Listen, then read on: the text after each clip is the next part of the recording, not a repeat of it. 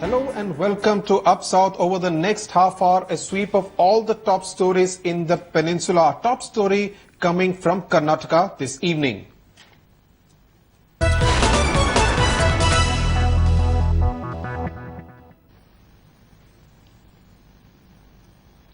The top story is from the Karnataka High Court, which has given a relief to the private schools in the state, because it had initially said that all the basic security measures had to be put in place. That was a directive given by the Bangalore police, and they had given a deadline of August 31 to install CCTV cameras and put upgrade security in all private schools. Today, the Karnataka High Court observed that they don't have to immediately follow all the safety guidelines, but put the basic safety measures in place. The Joint Action Committee of Karnataka private schools had objected, citing financial constraints. It directed us in a minimum next 15 days. Every school has to comply with minimum orders where there is no financial constraint, too many financial constraint, and rest we have seek some exemptions based on practical difficulties and humanly not possible thing, and that has been a bit considered by the court, and it has advised the police department to immediately call for the stakeholders meeting, and it has taken rather on the police department that you didn't have time even half an hour from past 30-35 days. It was very wrong on their part, and that is what happened, and at the end of the day it was good. Joining me now from Bangalore is my colleague Ratnika Sharma. Ratnika, so does nothing much change despite all that public outrage that we saw in the month of July? What are the reactions coming in from the parents and also from the government of Karnataka? So there, as you rightly pointed out, nothing much has changed even when it comes to the demands of the parents, because they never had a problem with the fact that the school can take extra time to implement the technological guidelines. In fact, with this order, they are happy that now, as the judge has mandated, all the schools will have to follow at least the basic guidelines, which ensures that the children will be safe. But what the bone of contention for parents is really is that they are still being stonewalled by the school management. So they hope that with the stakeholders meeting that's going to take place very soon, that they hope the parents will get a chance to voice their concerns, they'll get a platform to do so. However, on the other hand, the education department has said that that they've received the order just now, and that they will look into it and make sure that they also have a voice to put when the all stakeholder meeting happens. Right. Thanks a lot, Ratnika Sharma, for joining us for those details. We will come back to you in a short while for another important story that is coming out of Karnataka. Meanwhile, news now from the Kerala Raj Bhavan, which continues to be in the news. And tomorrow, significantly, is the last day of Governor Sheila Dikshit in office. Remember, she resigned from her post last week, but said that September the 4th will be her last day in Thiruvananthapuram at the Raj Bhavan. But this time, it is the Narendra Modi government that is facing the heat, with several objections being raised to the appointment of Justice P. Sadashivam. That appointment is likely to be announced officially very soon as the next governor of Kerala. He was the former Chief Justice of India who resigned in April this year, and both the political and the legal fraternity have slammed the government's move, calling it a bad precedent. The Kerala High Court Advocates Association has objected to Justice Sadashivam's appointment, and also the Kerala Chief Minister Umman Chandi has said that he was not consulted, and many members of his cabinet have also called it irresponsible. Joining me now is my colleague Rohini Swami. Rohini, is the state government planning to scale it up, scale the level of their objections, and what is the legal fraternity going to do about it, because many complaints have actually now been sent to the President of India? Well, definitely what we know is that the Kerala government, especially, we have heard voices that have come from the political circles saying that they are going to object about it. Because first here we have the Kerala Chief Minister saying, Mr. Umman Chandi saying he was not consulted. They are going to raise an issue about it. But more importantly, it's the Lawyers Association. They have written to the President about the fact of the appointment of P. Sadasivam, saying that this will hamper the judiciary and the judicial process in Kerala, because mixing executive and judiciary is something that is not constitutional according to them, and they're asking the President to rethink on this whole idea. Right. Rohini, thanks a lot for joining us with those details. Let's also hear in to what the Bar Association representative has to say about this appointment of Justice Sadashivam as the next governor of Kerala. This will affect the independence of judiciary, as he was just retired and he appointed so many judges, and then he becoming the representative of the central government. Second, this will lower down the dignity of judiciary, because a head of the judicial system becoming a governor state level, and that too who is supposed to be dictated by the state government. We written earlier on 29th of July to the Honorable Prime Minister that keeping in these two facts, he should not be appointed. Chief Justice of India and the judges of the highest court should not be open to political patronage. That would be our submission. It sends again a wrong message and raises doubts. The independence of the judiciary is sacrosanct and nothing should be done. It's not the question of the office of a governor, it's the office of the former Chief Justice of India. And when there are so many of our respected former Chief Justices who are living their life with dignity, why the most recently retired one is chosen, that raises a question. No, I have not. I was asked a question. But I'm sure that there is something which has gladdened the hearts of Prime Minister and the BJP leadership. Otherwise, there were other equally qualified, respected former Chief Justices of India who are living in this country a healthy There were life. protests galore in Chennai today with the DMK-backed Tamil Eelam supporters organization urging the United Nations not to allow the Sri Lankan President Rajapaksa to address the UN General Assembly. They also backed Tamil Nadu Chief Minister Jayalalitha's demand for release of all the fishermen belonging to India who were arrested by the Lankan Navy. Shisha Reddy reports from Chennai.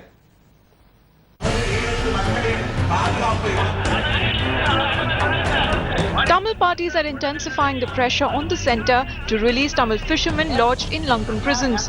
Tamil Eelam supporters organisation held demonstrations in Chennai with DMK chief Karunanidhi and his son Stalin in attendance. TES also demands that Lankan President Rajapaksa or any other representatives of Sri Lanka should not be allowed to participate at the UN General Assembly meet to be held on the 25th of September. Tamil Eelam Supporters Organization has also pressed for two other demands. That one, the fishermen issue should find a permanent solution. Apart from which, India should grant visa to the UN to be here to conduct inquiries into the war crimes. And apart from that, Rajapaksa or any other representative of the Sri Lankan government should not be allowed to participate in the UN General Assembly that will be held on the 25th of September. Meanwhile, Tamil Nadu Chief Minister J. Jayalalitha took exception to reported remarks of BJP leader Subramanian Swamy that he advised the Sri Lankan government not to release the boats of Tamil Nadu fishermen. In a letter to Prime Minister Narendra Modi, Jaya said the statement has given rise to a lot of resentment and angst among the people of Tamil Nadu, especially within the fishermen community. Opposition DMK is also siding with Jaya. Who is Subramanian Swamy? Who is Subramanian Swamy? He is in no way connected with the government of India or connected with the Tamils in the country of India. So whatever he does are totally against the will and wish of the people of Tamil Nadu as well as the government of India, we hope. And the government of India or the BJP should take necessary actions against him. In the last 2 months, 319 fishermen from Tamil Nadu were arrested by the Lankan naval personnel, who also seized 62 fishing boats. With Srisha Reddy in Chennai, Bureau Report, Headlines Today.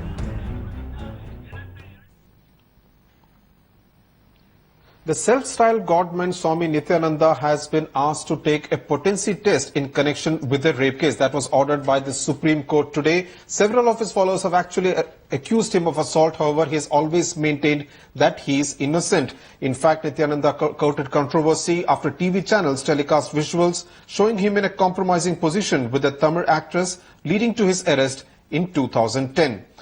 Joining me now is my colleague Rohini Swami. Rohini, when will Nityananda have to undergo this potency test? And also importantly, what are his disciples saying at his ashram in Ramnagaram in Karnataka? Well, now that the Supreme Court has very clearly directed Nityananda to undergo the potency test, he had taken a stay order from the Supreme Court itself, where he was asked by the Karnataka High Court on August 6th to undergo a potency test. He had got a stay order on that, but now very clearly the Supreme Court, after hearing both sides, has said he has to undergo that. What the process is now is that the Ramnagaram court has to issue the date in which, and the Karnataka CID also needs to know when Nityananda has to undergo the potency test, and that will be done in a hospital in Bangalore. Also, yes, in terms of voices from the ashram, we still hear voices that come and very clearly saying that he is innocent, and Nityananda has in his defense been saying he's impotent, but he was refusing to undergo the potency test. This whole case that was being heard is based on the 2010 rape case. There were also, let me also refresh the memory of our viewers by the fact that there were a lot of non-disclosure agreements that were signed by some of the disciples when they got into the ashram. Those are all the basis of which the investigation was conducted with the Karnataka CID, and now they will have to, the Ramnagaram court will have to give a date when Nityananda will have to undergo the potency test. Right, Rohini, thanks a lot for joining us with those details. Non-disclosure agreements, pretty surprising that they find a space in the spiritual world as well. Now, staying with news from Karnataka now, when will Chief Minister Siddaramaiah actually expand his cabinet? That's what many Congress MLAs are actually waiting for. In fact, 22 of them are vying for a berth for the 4 cabinet berths which are vacant, and Siddaramaiah is in Delhi to confer with to discuss with the High Command as to who he should take into his cabinet, and many of those MLAs are hoping that they would be one of those 4 lucky ones. I feel that I have the capacity, if they give me any responsibility, to take it up. And the party also knows what is that. So I'm sure that they should give opportunity to see. They're talking about youngsters and new face and all, then they should automatically give it. Instead of that, trying people who have been there for so many years and not done anything great about when they got opportunities, and still continuing with them doesn't really make any big sense. We can now go across to Ratnika Sharma, who brought us that story. Ratnika, there you heard the MLAs taking his claim pretty openly. But all eyes will be on the KPCC chief, G. Parmeshwara, who has been eyeing the deputy chief minister's post for quite a long time. But after the victory in 2 of the 3 by-elections, Siddaramaiah obviously much more powerful. So does it look likely that the deputy chief minister's post is not likely to be given to Parmeshwara, but perhaps he may be given much more of a heavyweight portfolio, perhaps industry or any other portfolio? Yes, Sudhir, all eyes are really on Parmeshwara. In fact, he himself must be eagerly waiting for the results of the meeting that happened today in Delhi. And not only him, all the other MLAs also must be looking out for the results, because all of them believe that they're really eligible for occupying a position in the cabinet, and they have been really advocating for the position. However, speculations are that the 4 berths that will be given out in the cabinet will be based either on the district quota or the minority quota, but most MLAs also feel that the Chief Minister Siddaramaiah may not take that path also. As far as the post of Deputy CM is concerned, this Chief Minister has in previous occasions, a lot of instances, has hinted that he's not too keen on having the post of Deputy Chief Minister, and with the recent win in the bipoll elections and with the weak High Command, speculations are also that the Chief Minister will finally be his own man. Sudhir. Right, quite a powerful Chief Minister there, Siddaramaiah. Thanks a lot, Ratnika, for joining us. Now, what an heartening story to save a life. The heart of a lady who died in an accident this morning in Bangalore was shifted to Chennai for a transplant, and this was done within a span of 7 hours. The organ was removed during autopsy at BJ's hospital in Bangalore and was transported to a hospital in Chennai. And in fact, there was a green channel which was provided right from the airport to the hospital for this heart. And in fact, as we speak, the surgery is going on right now.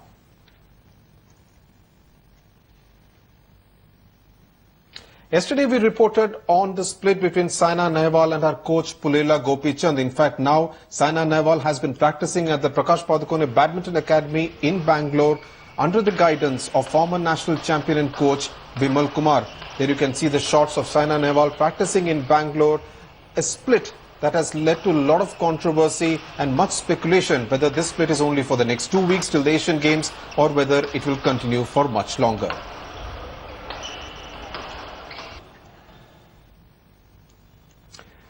Whether you would want to play badminton in a desert, and that's what a former state badminton player from Hyderabad has planned to do. In fact, he has created a badminton court which you can set up in any place of the world. Pratibha Raman has the details.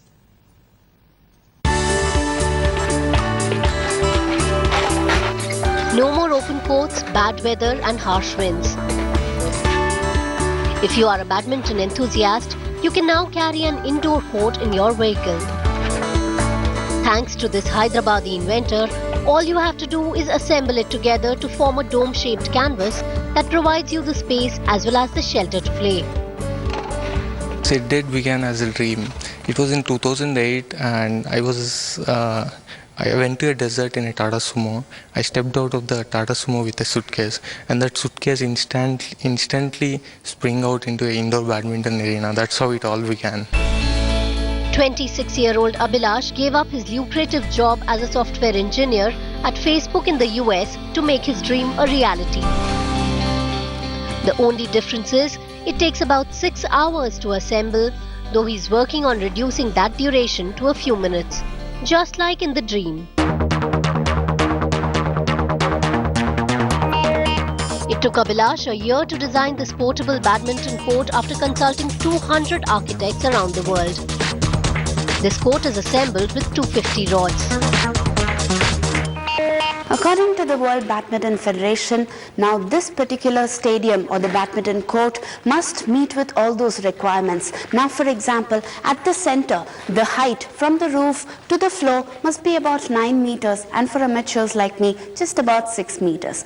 This portable court meets with all those standard dimensions, making it easy for all badminton players. Having been a state-level player himself until he hurt his knee, Abhilash knew what a player will need. As a student, when I was here about 4.5 years, then he missed the badminton very badly because he's a state badminton player and he played very good level. So he missed all these years actually, and then that must have added again to create this kind of thing. It is exceptionally very good. The entire structure is covered by a rainproof military canvas, and the endeavour has cost Abhilash around 5 lakh rupees. With a rent-it-out program for schools and colleges, Abhilash hopes his product will go places, literally. With Pratibha Raman in Hyderabad, Bureau Report, Headlines Today. That's it then on Up South this Wednesday evening. News and updates will continue on Headlines Today. Thanks for watching.